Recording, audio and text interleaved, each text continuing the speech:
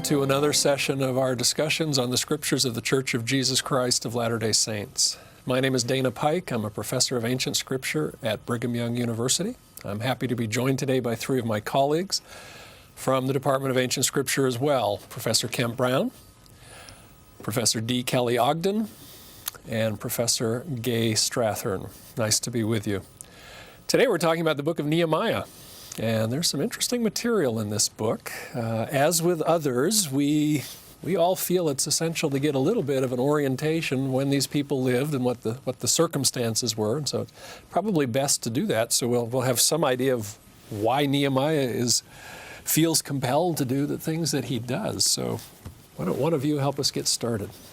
Time, place, where are we? Gaye?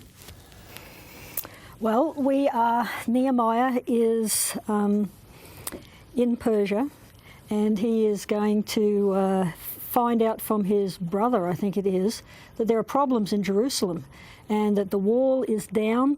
And Nehemiah gets a sense that he wants to go back and help his colleagues in Jerusalem who are struggling at this point.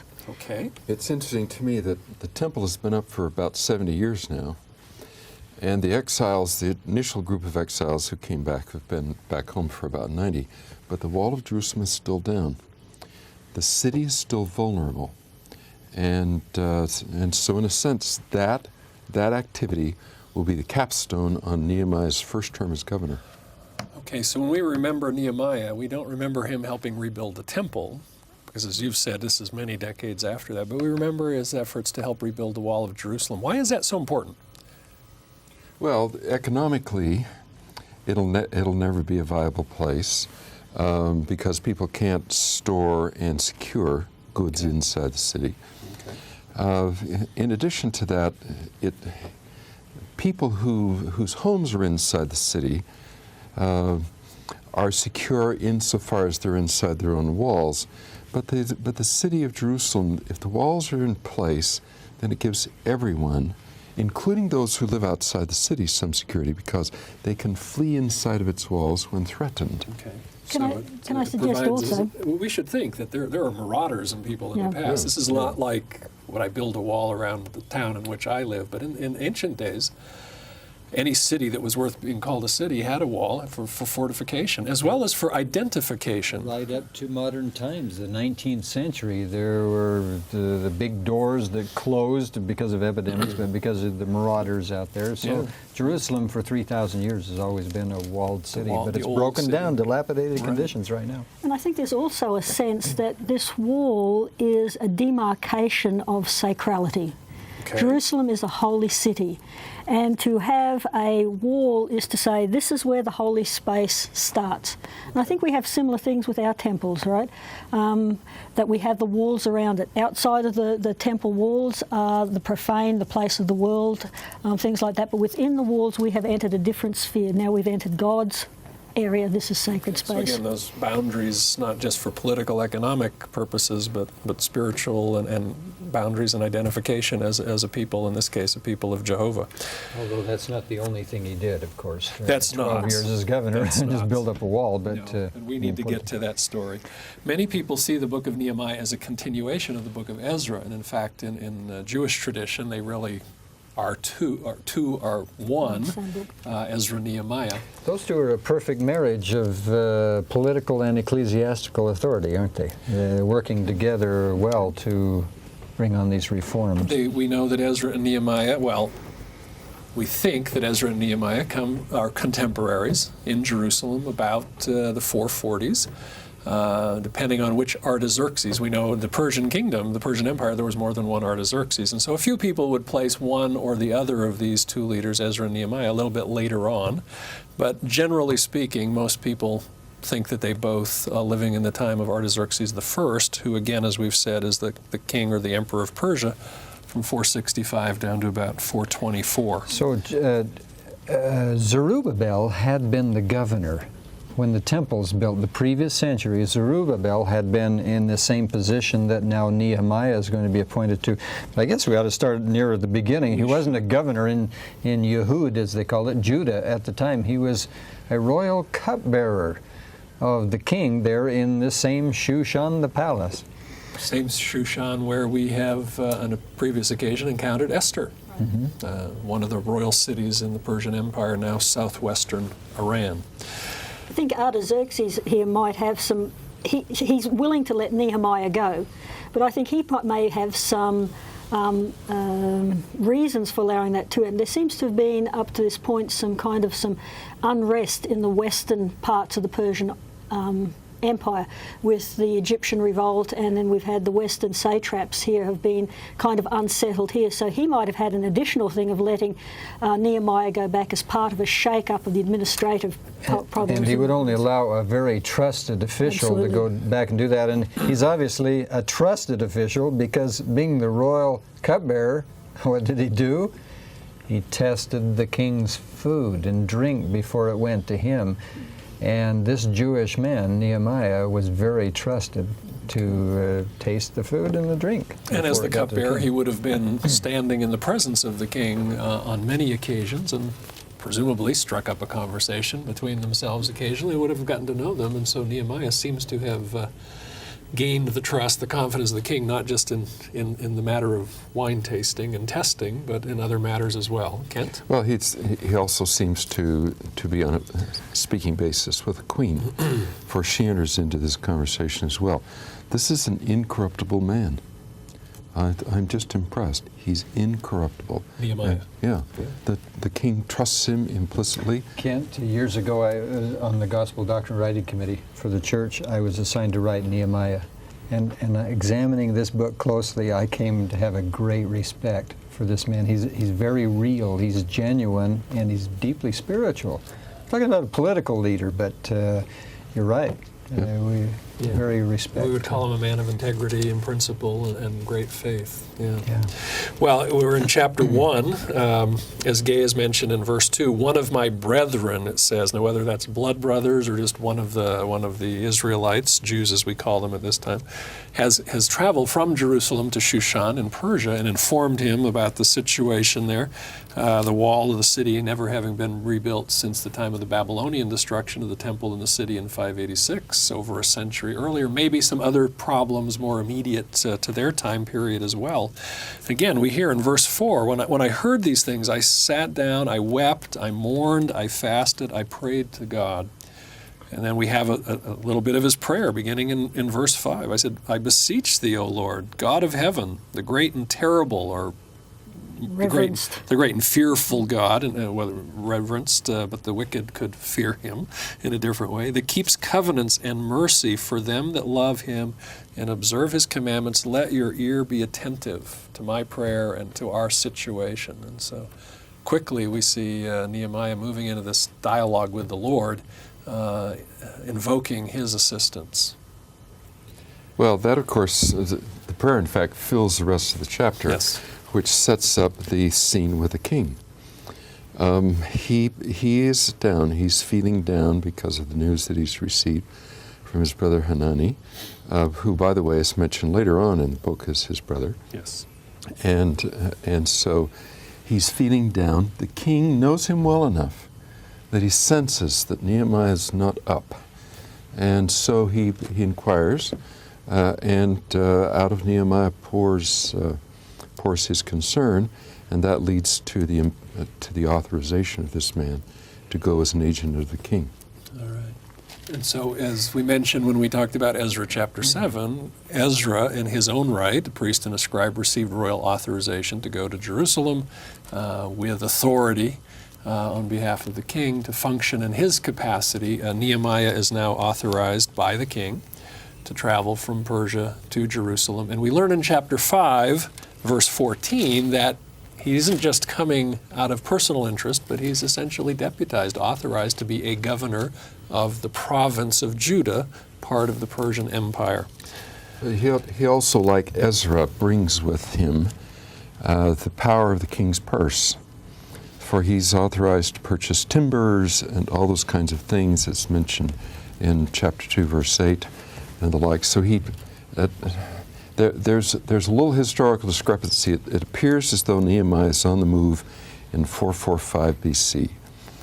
Josephus says that he arrived in 440. Well, that 4 or 5 year gap, what might Nehemiah be doing? Well, he's stopping along the way, visiting authorities, showing his letters of authorization. He's gathering together the materials that he needs to go into Jerusalem and to make significant improvements. And it seems to me that that's one of the things we have to see. In addition to that, he's a very savvy guy. He doesn't come into town saying, "Hey, you guys, I'm the new governor. Here are my letters of authorization," and so on. Instead, he comes in, finds some place to live for 3 days. He stays out of everybody's hair. Okay. Then, at night, this is the famous nighttime ride around Chapter around the 2, city. verse 12 and following. Yeah. Keep going. He climbs on a donkey, and he starts around the city. And apparently, he comes from the north, around the west, down the south, and up, starting at the east side, looking to see the status of the city, what it needs. He's very clever in all of this, and ascertains the needs of the city before he says one word to anybody. Right. And once he has ascertained, calls people together. Chapter 2, verse 17, "Then I said unto them, You see the distress that we're in, how Jerusalem lies waste. The gates thereof are burned with fire." We don't have this protection, this security, and this demarcation for the holy city. Verse 18, "Then I told them of the hand of my God, which was good upon me." And so they said, well, let's get together and build the wall. And that brings us towards the end of the chapter, verse 20. "Then I answered them and I said, The God of heaven, he will prosper us. Therefore, we his servants will arise and build. But ye have no portion nor right nor memorial in Jerusalem." Uh-oh, who's he talking to here? Who doesn't have a portion? Who doesn't have a right? Sanballat. We skipped over verse Tobiah. 19, yes.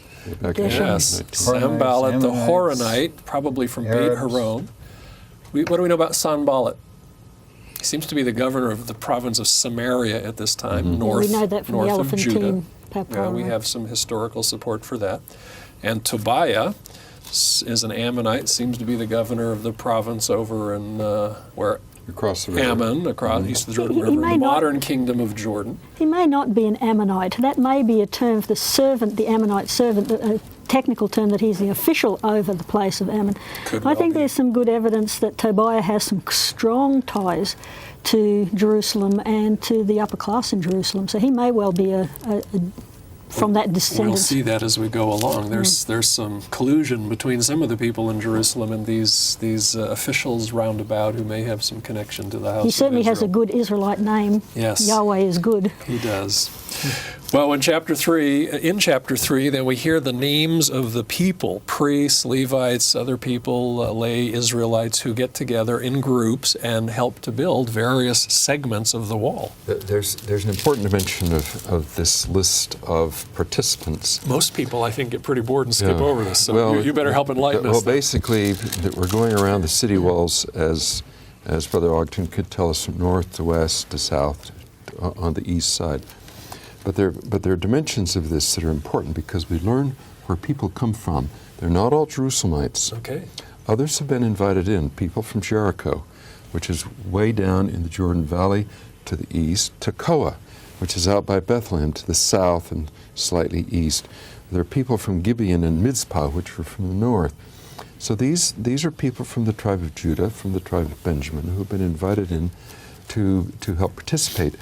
The other people back in chapter 2 who have been excluded, I assume are excluded for good reasons that Nehemiah and others would have thought of. But these people have been invited in. They have an investment in the success of this city and in its strength, because if Jerusalem is strong, then they too benefit. Yes. They can prosper. Back to this period, they had to coax people. Later chapter, we have them assigning 1 in every 10 people That's to right. actually, Yeah. you have to go live in Jerusalem. Yeah. It didn't sound like a very desirable assignment, right? Well, they begin the reconstruction of the wall, clearing out the rubble, preparing the foundations, Apparently and there's getting a the fair wall amount of going. rubble. Yes. So this is not a city that's been reinvigorated by the return of past groups and so on. There's that people have built their own homes, make them look nice.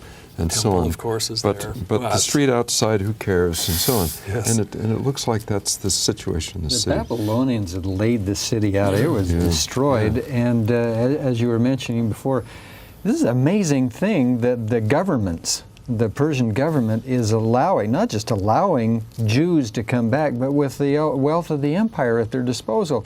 Clearly the hand of the Lord is in it.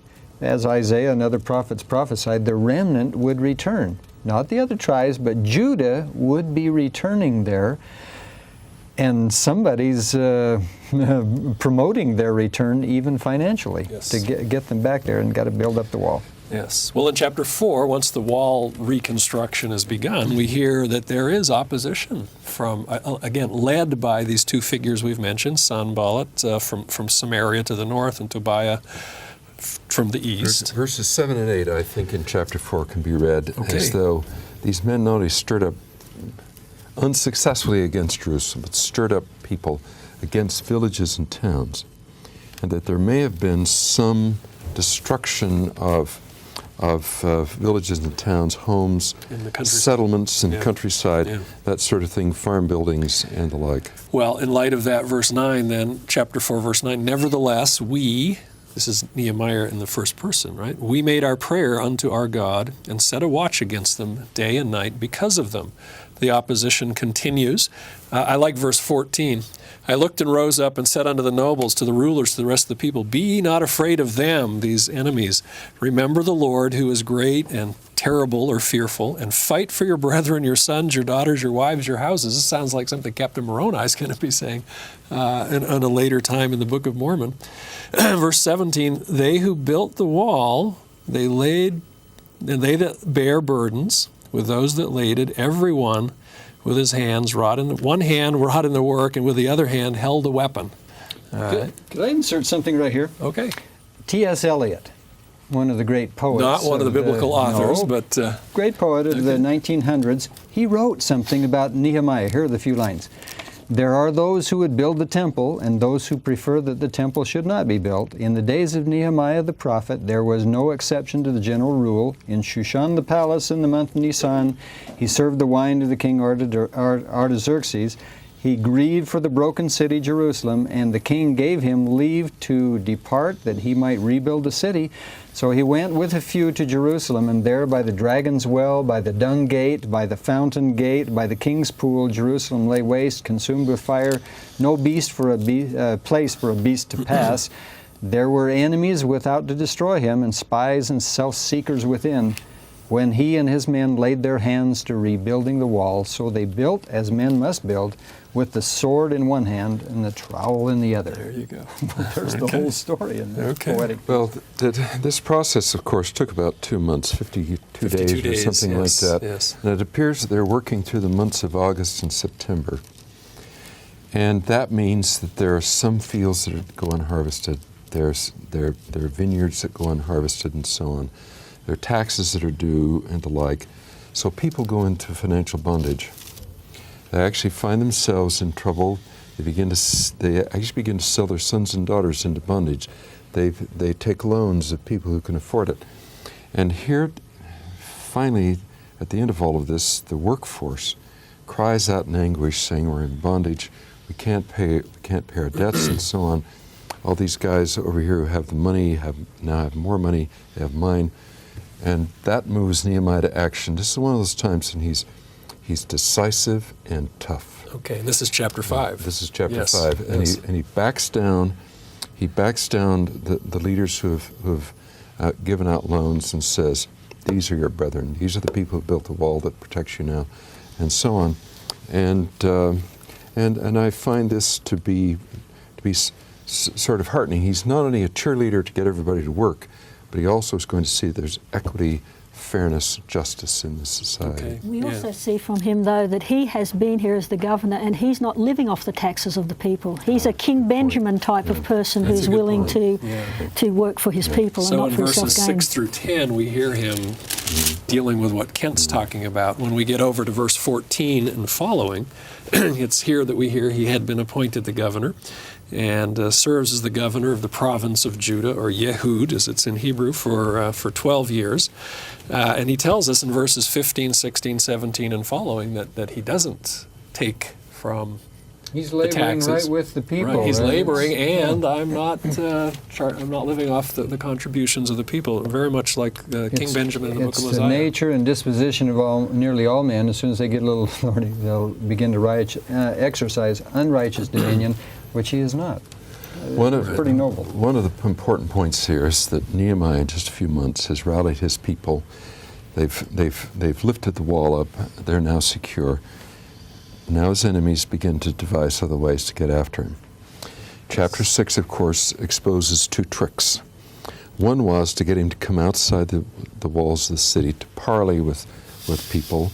And of course, he senses right away that if he goes out, there's a trap somewhere. Something's going to happen, okay, yes. There's a trap out there somewhere. The other one was, there are people in the city who are after you too, and they're going to try to assassinate you. You ought to hide, or you ought to go into some secure place. And Nehemiah doesn't buy that either, because he knows that if he goes into hiding in his own city, or the city where he's governor, he loses all credibility. Right. Yeah. Good Good. use false accusation and even blackmail. They're going to use a number of opposition tactics to try to get him down. But we hear in chapter 6, verse 15, after we've heard about those kinds of things, that the wall was finished.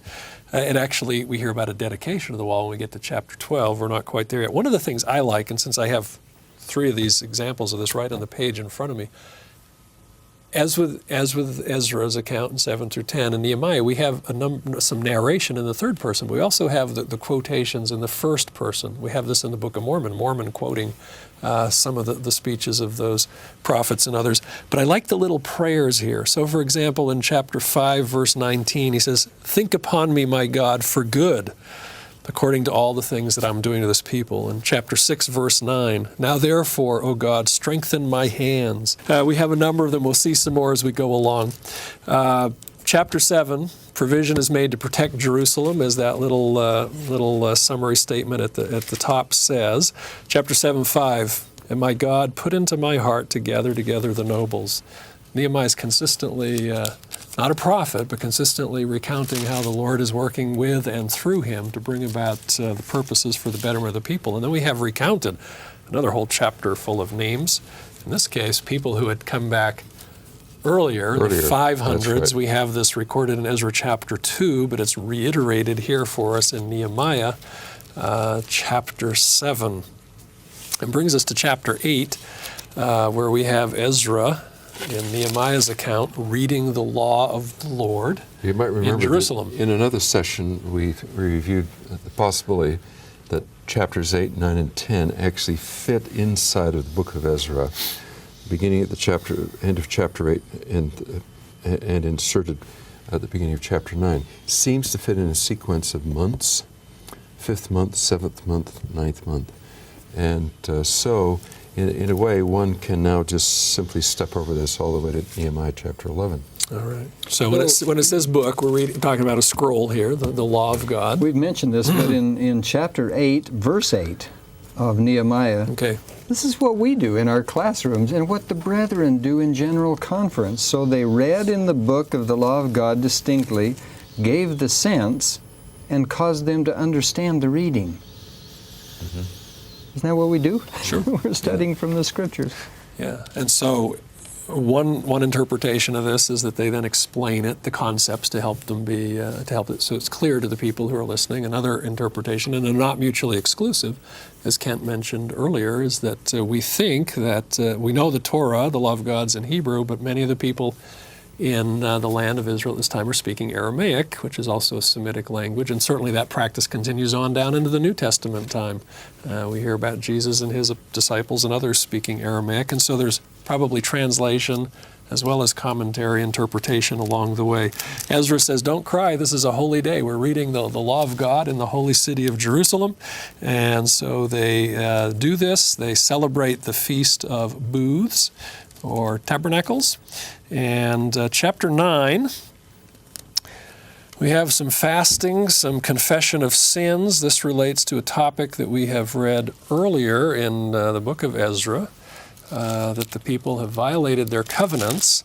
And one of those things that's singled out here, after we have a review of how God delivered the Israelites from bondage in Egypt, and they wandered through the wilderness with Moses and came into the promised land, we have this emphasis on how God keeps his covenants, his side of the covenant promise, and is merciful, and that these people need to do it too. And part of what's involved is not marrying into families that are outside this covenant lineage. And so chapter 9, verse 32, because of all this, we made a sure covenant. We write it, we seal unto it. They gave their witness that they are recovenanting to participate in the law of God and all that implied at that time. And so in chapter 10, we hear a number of the names of people who participate. Chapter 10, verse 28, the rest of the people, the priests, the Levites, and others separated themselves from the people of the lands round about and separated themselves unto the law of God. And those who were not living the Sabbath law are encouraged to do Sabbath, marriage, tithes and offerings, is mentioned temple here. Service, all these issues. Comes up Yes. in 13. Yes, and we have to mention in passing that in chapter 12, the wall is dedicated. And in chapter 13, there's this important statement about Nehemiah enforcing the law of the Sabbath. The gates of the city were closed on the Sabbath day so that there wasn't any buying or selling. From beginning to end, as Kent mentioned earlier, this is a man of principle, a man of integrity, a man who strives to live the law of God and becomes a powerful example for his people and for us. For more information on this program, visit our website at byubroadcasting.org.